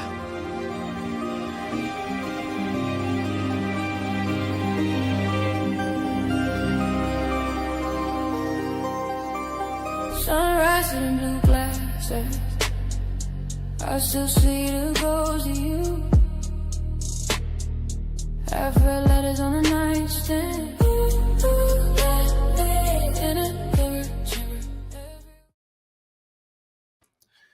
Next level stuff, huh? I told you, man. Like, so where did there were real actresses in that, and Dave was on set shooting, but he also generated a lot of the backgrounds, the world, the portal, and this is the new hybrid production. Many people were asking there, are we still an AI generated movie? This looks too good. Well, the answer is yes. It's still a hybrid production, and that's the words you have to get used to. Is there's going to be real filmmakers with real cameras and AI artists on set, actually generating things that go onto blue screens, green screens, all sorts of things. So we're now mixing and matching all types of storytelling and filmmaking. There's going to be pure AI, and then there's going to be pure video, and then there's going to be hybrid productions and everything in between as well. Yeah, I thought that was brilliant. I thought that did they both have a concept of time? Because both of them were connected to do with time, and there must have been a concept for that. But it seems so. What they've done there, I can see becoming before full AI videos. So I can see this being where you're going to have films, and rather than the special effects, it be the special effects people, it's going to be the AI people that will come in and then do all of that, because it will just be cheaper. And the way things are going, it's going to look just as good. In fact, probably better, because you can make it even more use your imagination more. Right. You can make it look real. So that hybrid, I think, is going to be, you'll probably see more hybrid films than AI, just pure AI films, like feature-length films in the future. But as an actual film itself, that was a good film as well. It was a great idea, wasn't it? Yeah. And how he does it, I don't know, because that's such a great premise for such a short thing. It could be a lot longer of a movie, that idea. Lost childhood and going to discover memories and stuff like that, and remembering your creativity and the things, the voices you used to give, the toys that you used to play with and stuff like that. it was almost like a Toy Story meets something else meets you know, there's so many references. Yeah. And yeah, and that's brilliant. a great one. I'm actually doing a training session with a group of freelance trainers with Amazon Prime tomorrow. Oh, and nice. I'm going to showcase that video just to kind of say to them, look, AI is not taking your job. This is what is being done right now. So it's people like Dave, MetaPuppet, and just other people, even people in the chat that sent videos that they've created, like Glenn and stuff like that. That's where the future is. The future is definitely going there. I agree. Whether it's a category by itself or it's the whole thing, that's still up for debate. But I think it will still be like the whole thing. But it's definitely the way things are going. I agree, mate. And you know, the same is true in all mediums too. It's like music videos, advertising, filmmaking, it's all going that way, and VFX as well. But you know, the thing that's correlating all of these things, world building, just generally, you know, like, because the same skill set, if you think about it, will make the next Minecraft, as in like generative games, as they will the next movie set, because that's just a different world you're painting, isn't it? And I actually thought that for the MetaPuppet, when he was drumming and going in the subway, I actually thought to myself, this could be a video game. Like exactly. Like what a video game looks like. Things are going to merge, and the worlds that they make, you know, because that as a video, imagine if you could just go drop yourself in there and walk around the train and all of that. That's like a game. That's like, it's like a level that you can. The other thing as well, what I can see, you know, when you've got video games that you're playing and then it's got like a cut scene and it's like a few minutes or like that. I can see those being AI generated. Like we can see them, like, I love that in Grand Theft Auto or even in Call of Duty and all of that. Like you can imagine them using AI on those things as well. And as you said, the world building where you can drop yourself in and stuff like that. Right. So, yeah, crazy the way things potentially could go. Let's watch some really short, sharp advertising stuff, because I love some, you know, we're back from an advertising background, and so we always appreciate both real and concept ads if you're making these, and because they're so quick to showcase as well. Oh, before that though, remember the glitch effect I showed you a couple of weeks ago that I found, where it's just like a wobbly background, and I was like, the music video application of this thing. I'll remind you by showing you. This guy's made a second version. His name is Masaki Mizuno, and it's just this weird. He's basically experimenting with AI, just like VFX, as you'll say. You know, he's trying to see what AI can do, and I just can't wait for this to be applied to like music videos and films. Check this out.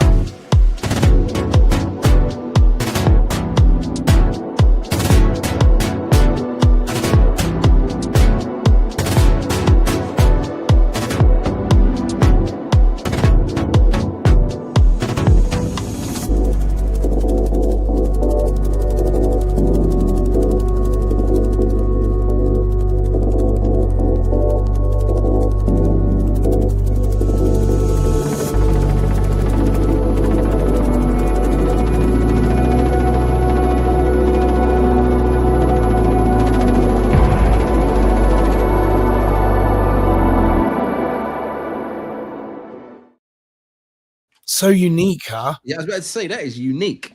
That is, I don't think I might have been on the episode where you played it last time. Oh, really? Maybe it was. Yeah, that was crazy. I like that a lot.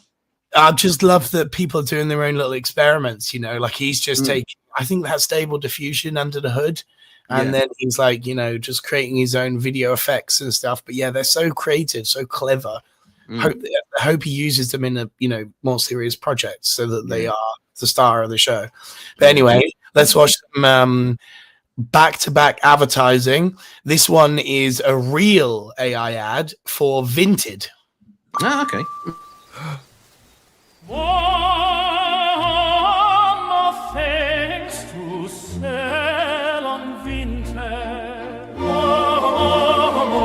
Sell homeware, books, tech, and more with no fees on Vinted. Don't use it, sell it.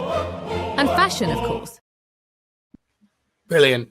Wow, that's the simple AI that they used They used in-house, actually. I congratulated the person as the first showcase of AI. That was brilliant. No humans involved, no one to get annoyed at stuff. Really clean sort of like transitions, nice generations. So yeah, congrats to their team for their very first AI generated ad. And yeah, it was just clean, right? Just clean visuals, very easy, nice music, all laid together, really snappy. About to say nice and short. Yeah. I like that. I said to him, like, you don't know how many brands I've had to like say that's a really bad idea for your first AI thing. You're trying to displace models. You're trying to. There's some backlash that's going to come your way because of the way you've approached this. Whereas you guys came in like really softly, but it actually is nice. You've done a really great job of like not annoying your customers because no one would have even guessed that's AI. Exactly. I wouldn't have thought that. Yeah. That's the soft touch brand thing they need to do instead of just going, we're going to do everything AI and displace models and this and that. It's like, no, just start experimenting with your team, see what you can drum together, make something like that. Simple and wonderful, Glenn. Exactly. Yeah. So if anyone's watching, hey, John, how's it going? If anyone's watching and you want a nice example to showcase to the brand of, how, because I get this question all the time. How do we get involved in AI? What do we do? Do we start doing marketing under the hood? Do we start like using it internally, or do we start externally showcasing it? And the answer is not so obvious, but when a brand does it like that really nicely, it's a great example to show brands that ask that question, which is, what's the best way to just get in without getting too much attention and too much heat, as they say in the business, because you don't want to wipe off shares or do any of that stuff, because it happens all the time. Every single week a new business does it badly with AI and they wipe shares off because customers aren't expecting it, or there's some shock in the look at Duolingo, for example, if you want to see how not to introduce AI as part of your plan. If it was me and I was really good at creating videos, I would just do a whole bunch of spec ads. Same. That's what I think I would start with. Spec ads. Get on the brand's radar. Okay. Yeah. Because the right one right now could lead to all sorts. It could lead to consultation, training, workshops, actual creative work. It could be anything. Brands could approach you for all sorts. Yeah. Right, let's check out some more back-to-back advertising. This one used partial AI. So let's see if we can discover where the AI was used and where it wasn't.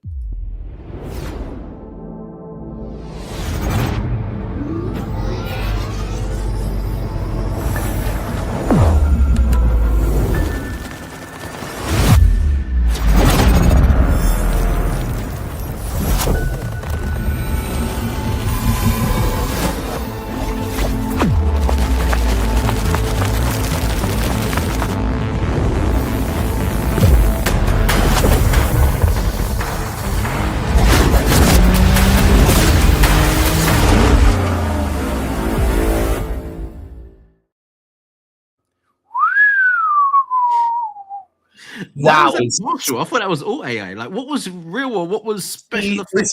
This is where we're going to start questioning everything. Is like, so that wasn't a spec ad. That was a real ad, just for context, because that could have been a spec ad. There's some context. The second question is, yes, where is CGI and VFX and where does AI come in? Because all of that is possible with AI, but I don't know if the smoothness of it, like the speed ramping could solve some stuff. So my head's questioning, like you, is like, was it all AI generated, or was it like certainly the threads, in the B for Bentley, like in the threads, the green thread, that looked like a clean transition. Yeah.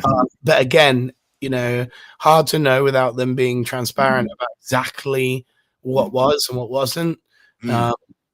But that's exactly where I see, if that was CGI and VFX, then you're talking $100,000. Yeah. And if you're talking like AI VFX, you're talking just a smaller person's knowledge base and however many attempts until you get it right.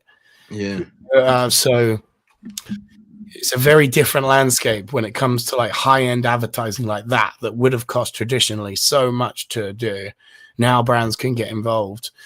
But, you know, this is the problem with like brands that I talk to is they want a one-for-one exactly of their vehicle. No warping, no disfigurement, no nothing.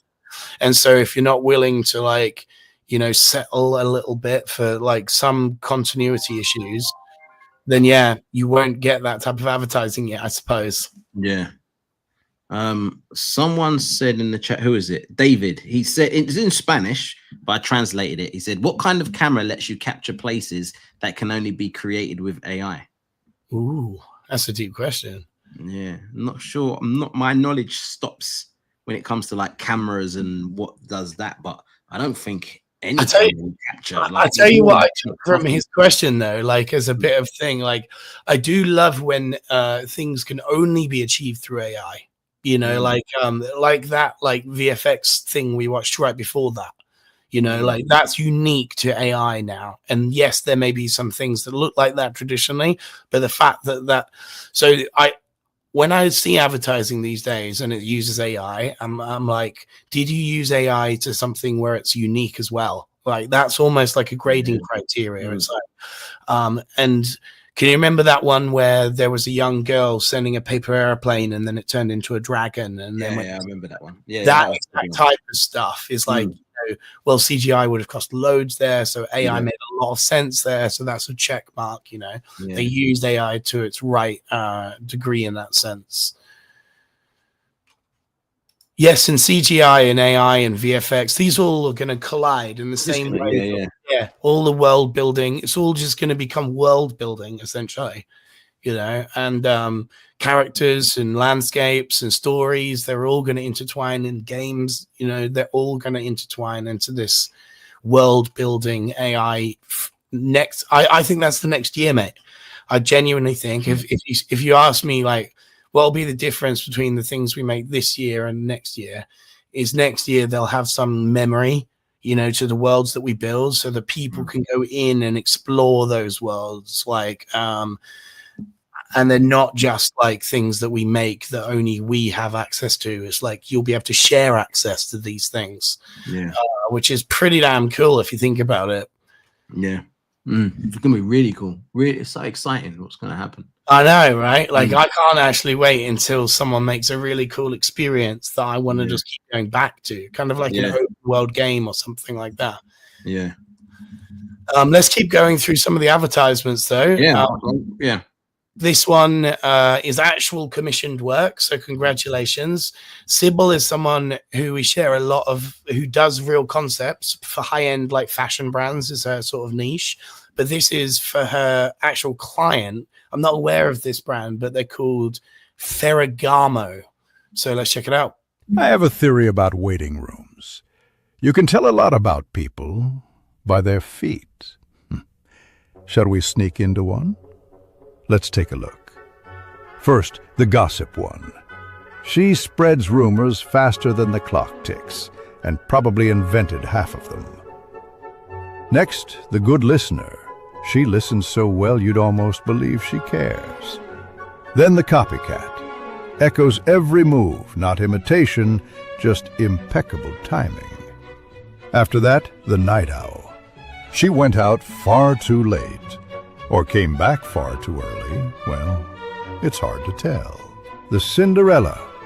She forgets things, shoes, keys, husbands, but never her Vara. Following, the flirty. Her shoe does the talking, always leaving room for a little intrigue. Next up, the very comfortable one. Already at home, someone should probably remind her this isn't her living room. Then the sleepy one. Clearly in urgent need of another espresso, or 3. And finally, the always late, the one nobody really waits for anymore, except the dog, perhaps. In the end, one role fits them all. Every character, every scene, every step. On the credits, just one name.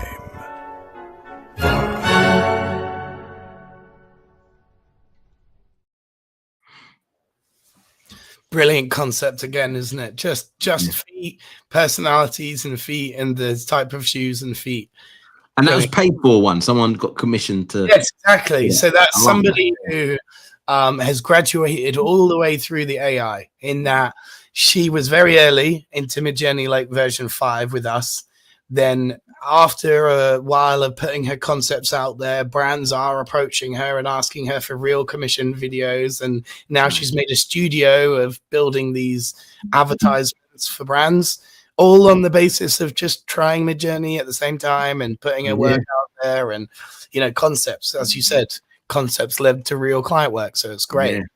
Teresa, great concepts. Someone else said, who is that? Jackie said, brilliant. Ferragamo.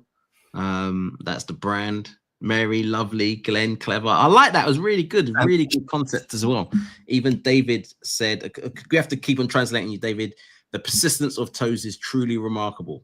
Well, yeah, I like that one. Again, a great concept. Great concept. Right. And, you know, clearly she's got great stories to tell.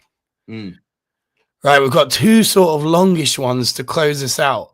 I saw that one of them was posted by Matteo, head of Google. So he's got a good shout out already. And it's by Christian Ha. And it's the story of Japan's most famous dog. I think I can't pronounce it, but Hachiko. Okay. So that's number one. And maybe we should actually watch this one first so that we close out on a nice dog one, because this one is about the film of the War Museum by Richard Goforth, and it's called The Valley of the Shadows. So yeah, maybe it's a little bit darker. Let's watch this. Let's watch this one first, and then we'll close out on Japan's most famous dog.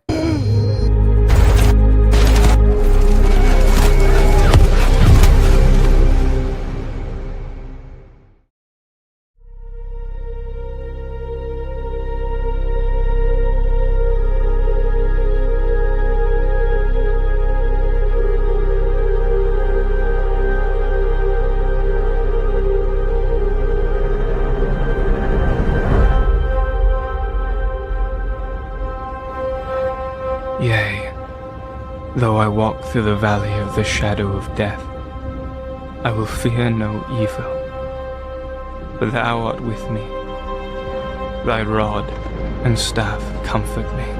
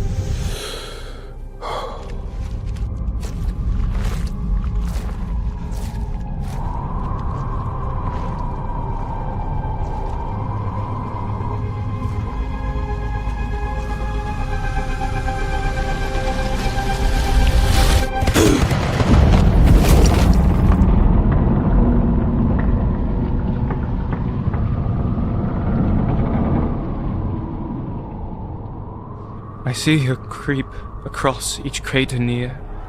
Am I to die in mud and blood and tears.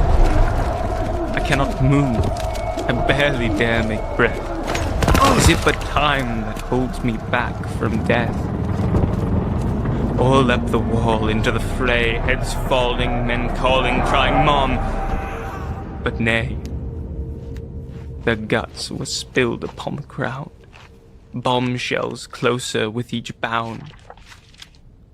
I hear the bells, the solemn tone. Why am I here, soaked to the bone? For those princes from their place in state in France, that land they desecrate. Umbra mortis.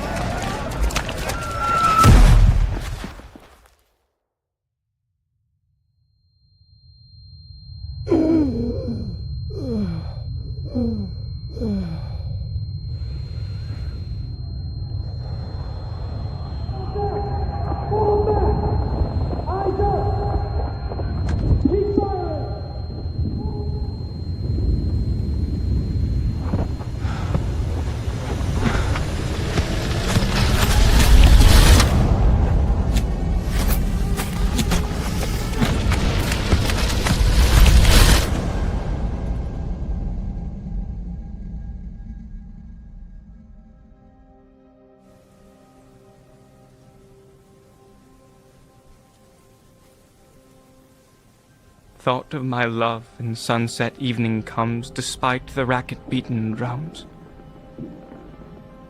I see her dress flit through the air, and almost feel her soft brown hair.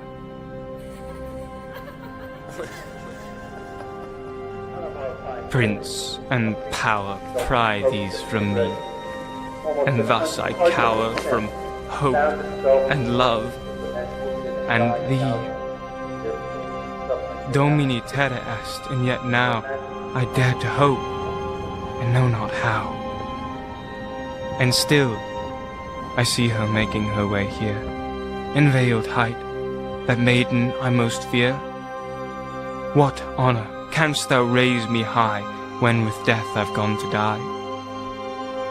Yet Domini terra est I know, and though in fear with death I go, with her hope, not dark, not pain, but with love, with grace, to life again.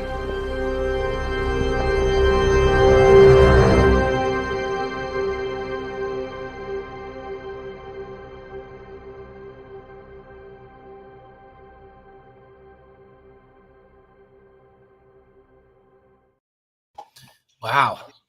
That was a deep one. And hey, Hal, how's it going? Previous podcasts, congratulations. He can you remember Hal came on? Were you on that show, Andrew? No, I don't think I was, but I assume he was back now. Oh, yeah. He had just won the AI film competition, and he literally came on the podcast the next day to talk about it, the Curious Refuge one. Yeah, was there? You were there, yeah. Yeah. No, or was I? I can't remember. I don't know. Yeah, was that the war one? There was like the long. Yeah. Then I was here. Yeah. It's awesome to see such good filmmakers appreciating other good filmmakers. That one. It was so well done from a sound perspective, and it was poetic, the whole thing, and was just wrapped together really well, which is why I thought it was worth a showcase. It was definitely a gloomier one, which is why I saved it to the very end. But we're going to finish out now on a very, very different sort of story, and I believe that the story is so famous in Japan that everyone knows this dog. It's the most famous dog in Japan's history. And it's because they enact this dog as loyalty, they basically think of it as the story of loyalty. So let's check it out anyway. Japan's most famous dog.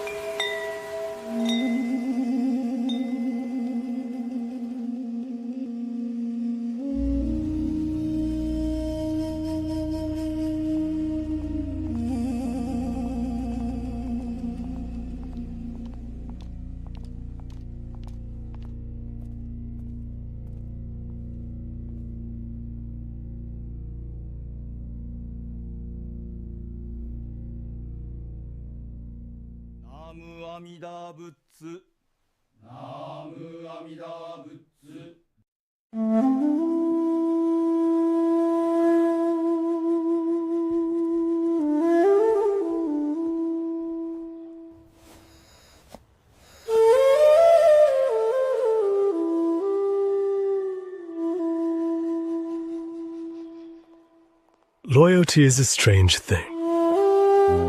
It grows blinder the stronger it gets.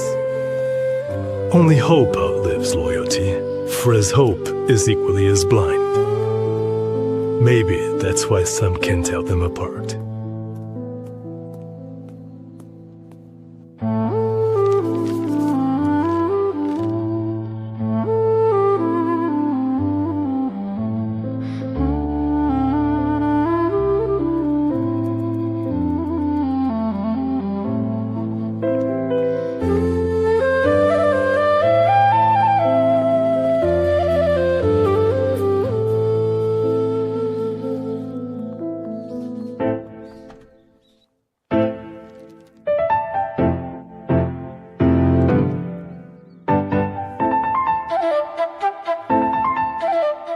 Hachi was only 18 months old when his owner, Professor Hiresaburo Ueno, suddenly died. In the months after, Hachi was rehomed a few times. But he always managed to escape. Always to go back to the same place.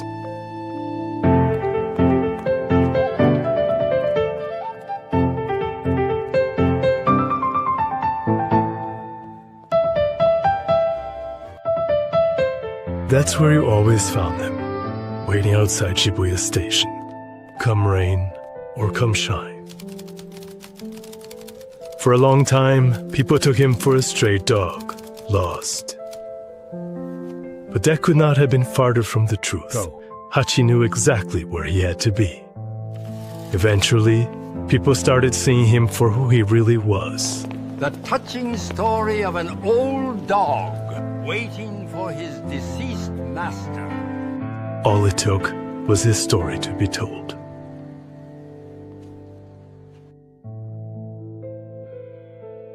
Day after day, Hachi walked to Shibuya Station to wait for his owner to return.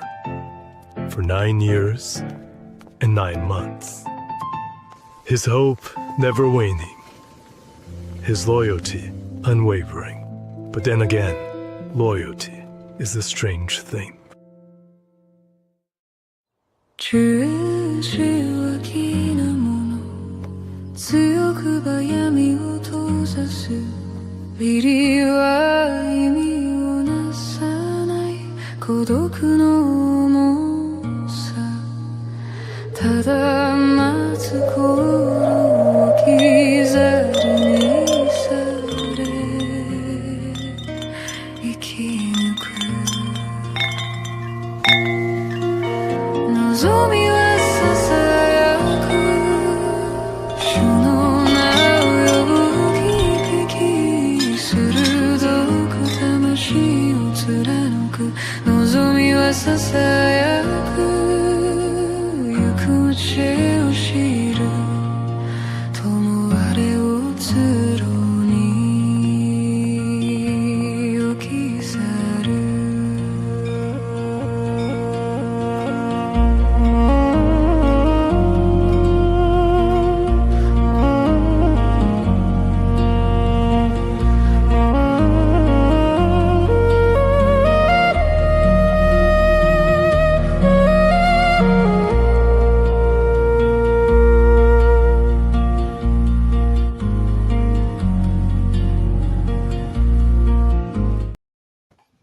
Lovely.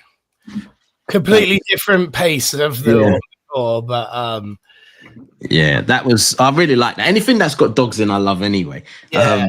Yeah, I love the story too, though, you know, because I would watch that YouTube video. For example, if a YouTuber had made that with like stock imagery or like, I would happily watch that story because it's a great idea. So to watch like someone instead of doing that, you know, generating a scene, like, and then, yeah, really smart.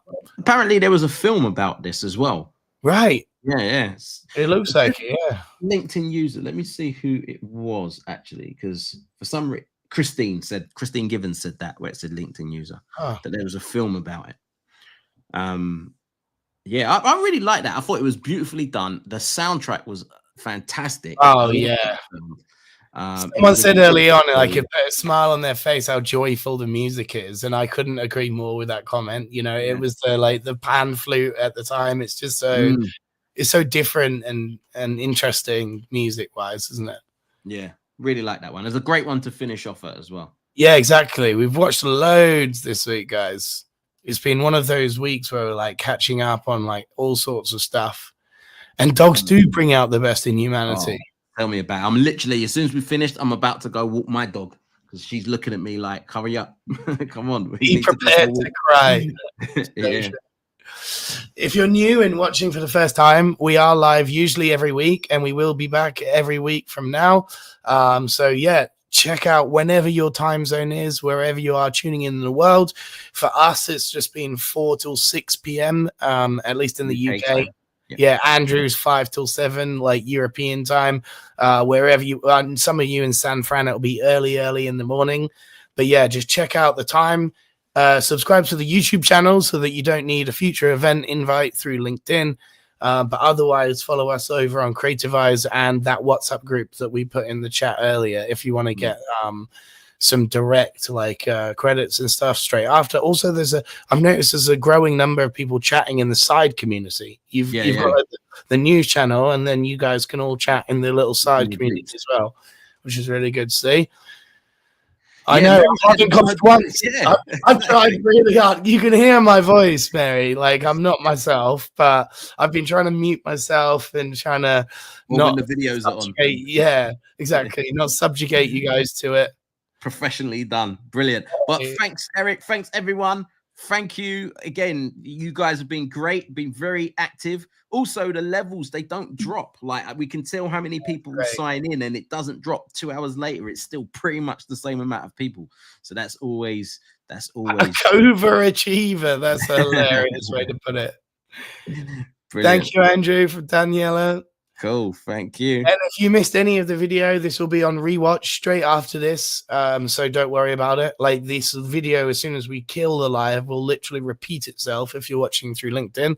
And if not on YouTube, I think it takes an hour or something to buffer, and then you'll be able to rewatch it. Hopefully, I do feel better by next week, Eric. I'll be devastated if I don't, to be honest with you. Brilliant. Someone's just joining now. Hello, everyone. We're just finishing the live stream, but join us again next week. We'll be live for the next 2 hours this time next week. Same time, same place. Same place, exactly.